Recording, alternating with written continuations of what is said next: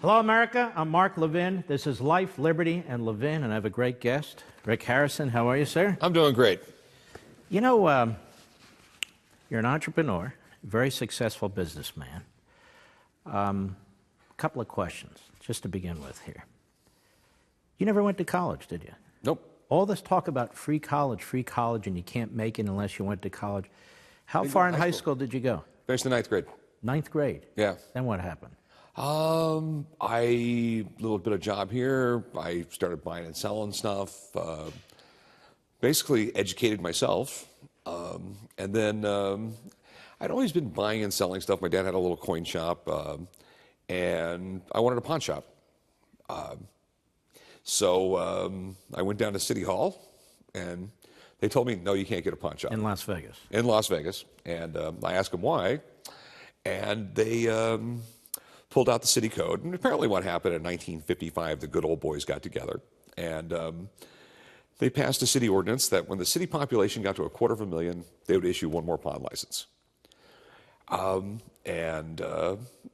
they made this law, there's only 25,000 people living in Vegas. They thought it was never going to happen. So I'm 22 years old, and pawn license, if someone has one for sale, back then it was 500,000, 700,000, something like that. And I definitely couldn't afford that. So once I read this law, I'm going, it's got to be close to that now for the city proper there. So I started calling the city statistician once a week. And then in April of '88, he said, yeah, we think it's 250,000. So, I'm no longer a naive 22-year-old. I'm a naive 23-year-old. I go down to city business license. It's 250,000. I want my license. They didn't give it to me, but 6 months later, a judge said he was the first one there, give him the license. You had to go to court to get a license to open a store. Yes. The rest is sort of history. Well, let's talk a little bit about the history. So you finished the 9th grade. Yeah. And you're self-educated. Yeah. You read. Yeah. What did you read? Well, it'll go back to when I was a kid. I was a really sick kid. I developed epilepsy when I was 8 years old, and I'd have violent seizures, and I would literally I couldn't get out of bed. I couldn't walk. Sometimes I couldn't walk for a week or two. And my mom went to the library. We were lower middle income. My dad was in the Navy. He was in Vietnam. My mom's trying to sell real estate on the side. We didn't have a lot of money. And you were in San Diego back then. Yeah, San Diego. And, this is 1973. There is no cable. There's no kids programming on television.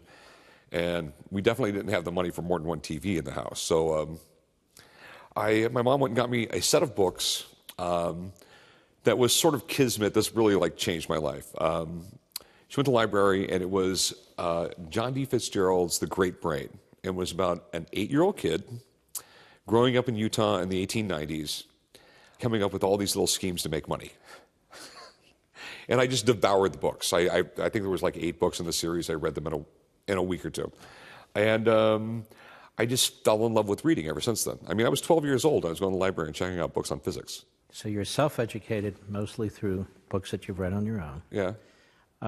And so when we watch you on your show, Pawn Stars, and you see things come in, and you know a little bit of the background, the stuff that you've read in the past kind of clicks in. Yeah, it's because I don't really get into fiction. It's always been science books. It's been history books. Like one of the jokes I tell is I read the history of batteries twice. I found it so fascinating. And to this day, I still read things like that. And it's once you develop a really diverse, knowledge in your head, you can, when you see something, you can start figuring things out, I guess. You and I have gotten to know each other. We're friends. And I've gotten to know that you have a political mind, too. You have a philosophical mind. And before we get into that, though, I think people want to know more about your family. Now, your father just passed away. Yeah. My father was an amazing guy. 20 years in the Navy, great father. I had epilepsy when I was a kid. He did not treat me one bit different because of it. When I was 12 years old, it was 5:30 in the morning, Saturday morning, get out of bed, grab your nail bags. Because my dad would not buy apartments unless there was a condemned sticker on every door. because you get them so much cheaper, and we rehab He them. was investing in real estate. Yeah. So when he started making work construction when I was 12 years old. I mean, like I said, never treated me He different. worked hard his whole life. No, yeah, he did. He worked. He was always a hard worker. He was. I mean, he had the world's greatest work ethic. He used to always tell me, like, family's everything. There is no choice about taking care of your kids. He, like I said, me and both my brothers, we were construction with them when we moved to Las Vegas when I was 16. He ended up going broke in '81. And all of a sudden, we're going to move to the land of milk and honey. We're going to move to Vegas, okay? Because he had a little business where he bought and sold gold on the side. And so he came to Vegas to open up a little coin shop. And I worked with him then, and then just kept on working with him my whole life. And you two really got along, didn't you? We always got along. I mean, there was the joke I'd always tell is like the greatest thing about my business is working with my family, and the worst part of my business is working with my family. But he was my best friend. He was my best friend my entire adult life. And you get into this pawn business. Did you know anything about the pawn business? I knew about buying gold and silver, and I knew the basics. There was this old pawnbroker in town that I met that helped me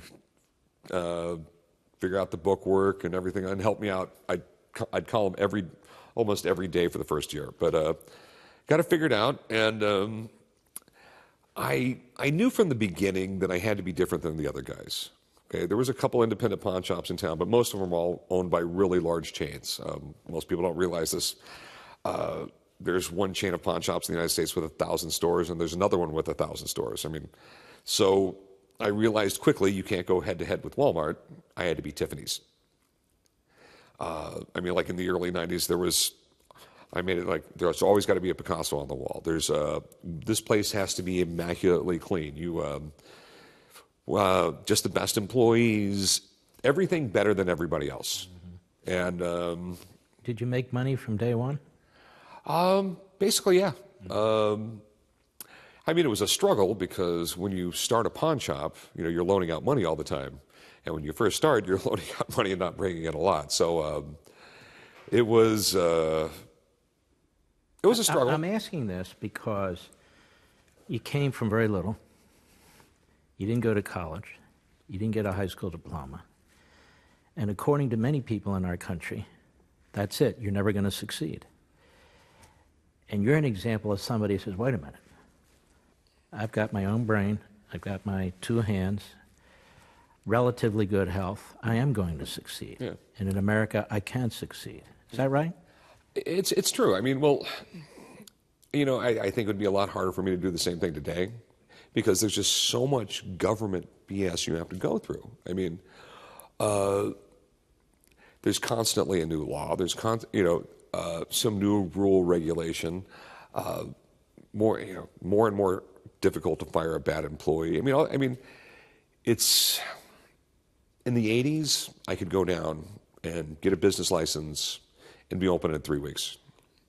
Now it's 3 or 4 months, and it's like that with almost everywhere in this country. It's just the layers and layers of BS. It's much more difficult for a young couple sitting at the kitchen table saying, "Hey, should we go open our own business?" You're going to need a lot more money. There's going to be a lot more BS. There's a lot more expenses. It's slowly getting better. Didn't they just make it more difficult, though, on the Internet?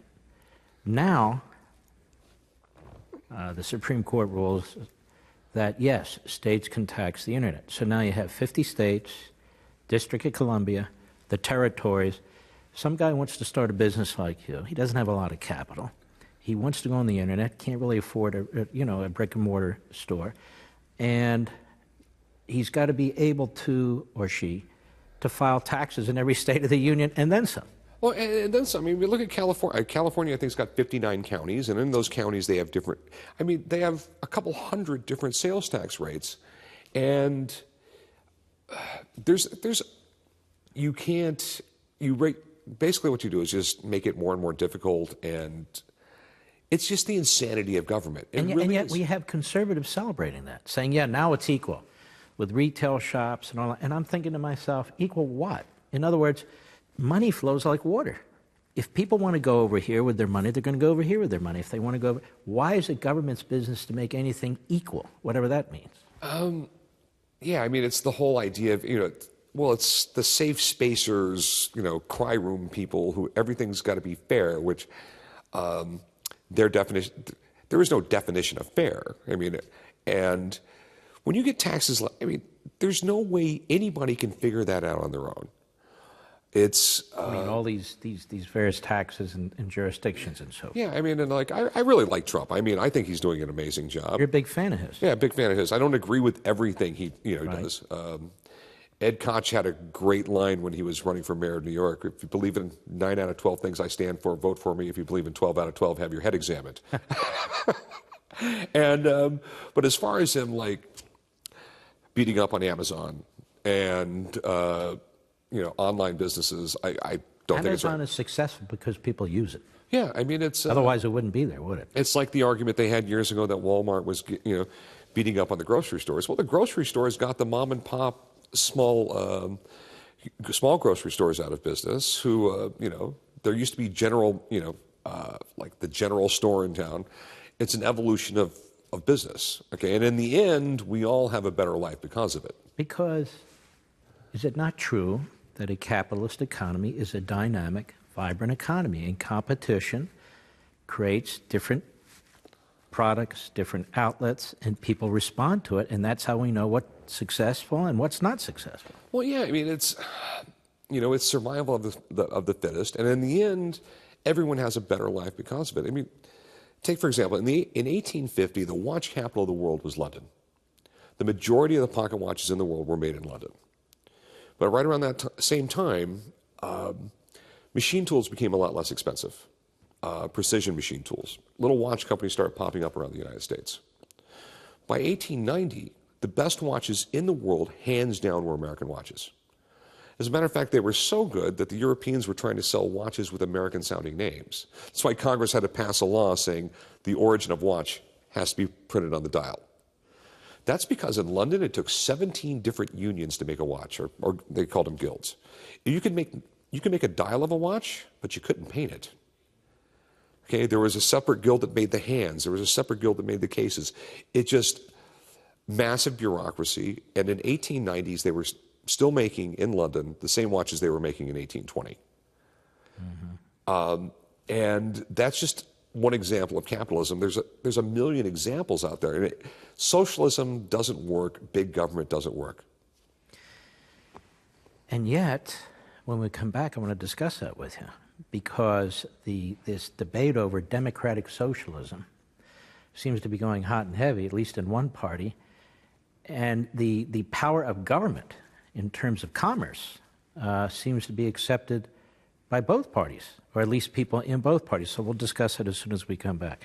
Don't forget, ladies and gentlemen, you can watch me on Levin TV most weeknights. Just go to crtv.com, or give us a call, 844-LEVIN-TV, 844-LEVIN-TV. We'd love to have you.